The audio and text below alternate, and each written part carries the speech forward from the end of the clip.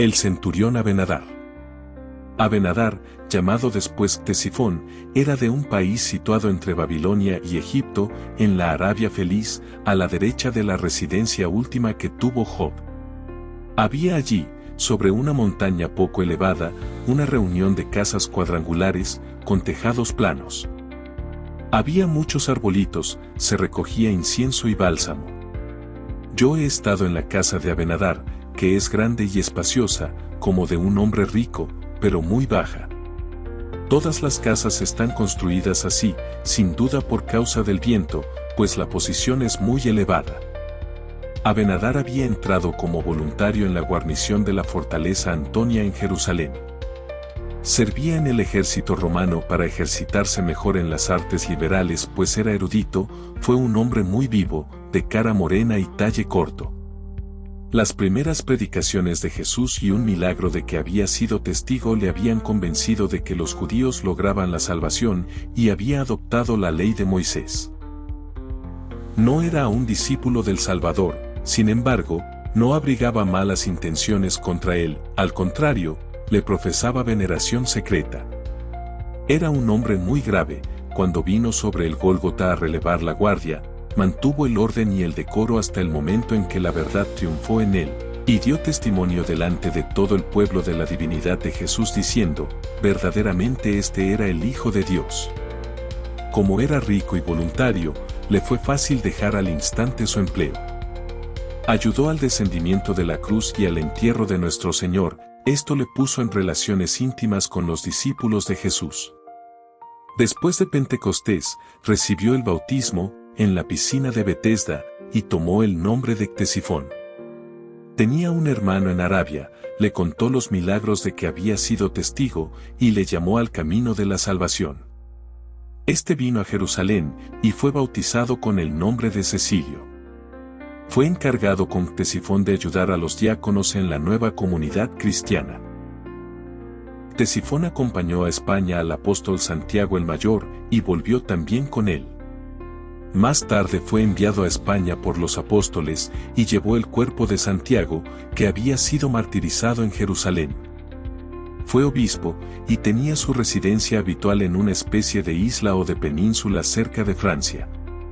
Ese sitio fue después destruido por una inundación. No me acuerdo que Ctesifón fuese martirizado. Ha escrito muchas obras que contienen detalles sobre la pasión de Jesucristo, pero algunos libros falsificados han corrido con su nombre, y libros suyos se han atribuido a otros. Roma ha desechado más tarde esos escritos, la mayor parte apócrifos, aunque había en ellos algo suyo. Uno de los guardias del sepulcro, que no había querido dejarse corromper por los judíos, era compatriota suyo y amigo. Su nombre se parecía a su ley. Después de haber estado algún tiempo en la cárcel, se retiró a una caverna del monte Sinaí, donde vivió 7 años. Este hombre recibió grandes gracias y escribió libros muy profundos con el estilo de los de Dionisio Areopagita. Otro escritor se ha aprovechado de sus obras y así ha llegado algo de ellas hasta nosotros. He sabido todo eso, y también el nombre del libro, pero se me ha olvidado. Ese compatriota de Ctesifón lo acompañó después a España. Entre los compañeros de Ctesifón en ese país estaban su hermano Cecilio, Indalecio, Esicio y Eufrasio. Otro árabe, llamado Zulima, se convirtió en los primeros tiempos, y más tarde, un compatriota de Ctesifón cuyo nombre sonaba como Zulensis.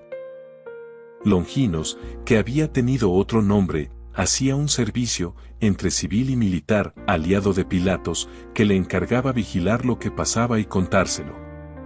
Era bueno y servicial, pero antes de su conversión faltábanle firmeza y fuerza de carácter.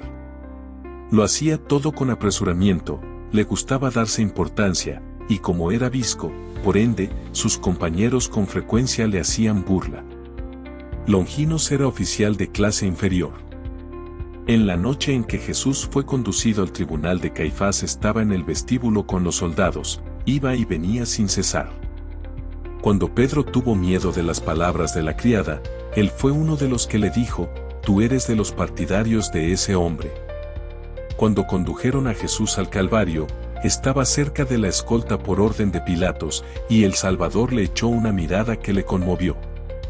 Enseguida lo vi sobre el Gólgota con los soldados. Estaba a caballo, y tenía una lanza. Le vi en casa de Pilatos después de la muerte del Señor. Decía que no se debían romper las piernas de Jesús. Volvió deprisa al Calvario.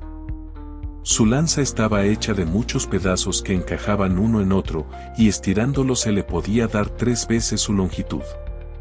Así lo había hecho cuando se determinó súbitamente a dar la lanzada a Jesús. Se convirtió sobre el Calvario al quedar curado de su estrabismo visual después de haberle propinado la lanzada en el costado al Salvador y le cayera en los ojos la sangre y el agua que manaron a chorros sobre él, y manifestó a Pilato su convicción de que Jesús era el Hijo de Dios. Nicodemo obtuvo de Pilatos la lanza de Longinos. He visto muchas cosas relativas a esta lanza. Longinos, después de su conversión, dejó la milicia y se unió a los discípulos. Fue uno de los primeros que recibieron el bautismo después de Pentecostés, con otros 2 soldados convertidos al pie de la cruz. He visto a Longinos y a esos 2 hombres volver a su patria vestidos en traje largo y blanco. Habitaban en el campo, en un país estéril y pantanoso. En este mismo sitio murieron los 40 mártires. Longinos era diácono, y como tal, andaba por el país anunciando a Cristo y contando la pasión y la resurrección como testigo ocular. Convertía a mucha gente y curaba a muchos enfermos, haciéndoles tocar un pedazo de la santa lanza que llevaba consigo. Los judíos estaban muy irritados contra él y contra sus 2 compañeros, porque publicaban por todas partes la verdad de la resurrección del Salvador y revelaban sus crueldades y sus tramoyas. A instigación de los judíos, mandaron soldados romanos a la patria de Longinos para prenderlo y juzgarlo por desertor y perturbador de la paz pública. Estaba cultivando sus tierras cuando llegaron, y los condujo a su casa, donde los hospedó. Ellos no lo conocían, y cuando le dijeron el objeto de su viaje, mandó llamar a sus 2 compañeros, que vivían en una especie de ermita a poca distancia, y dijo a los soldados que ellos 3 eran los que venían a buscar. Lo mismo sucedió con el hortelano Focas. Los soldados se afligieron, porque le habían tomado cariño. Los vi conducir a los 3 a un pueblecito vecino, a donde fueron interrogados. No estaban en la cárcel, solo presos bajo su palabra, pero tenían una señal particular sobre el hombro. Después los decapitaron a los 3 sobre una altura situada entre el pueblo y la casa de Longinos, y los enterraron allí. Los soldados pusieron la cabeza de Longinos en la punta de una lanza, y la llevaron a Jerusalén para probar que habían cumplido con su encargo. Me parece que esto sucedió pocos años después de la muerte del Señor. Tuve después una visión de época posterior.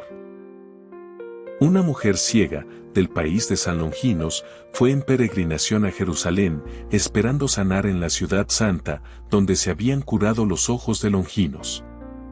La conducía su hijo, pero éste murió, y se quedó abandonada y sin consuelo.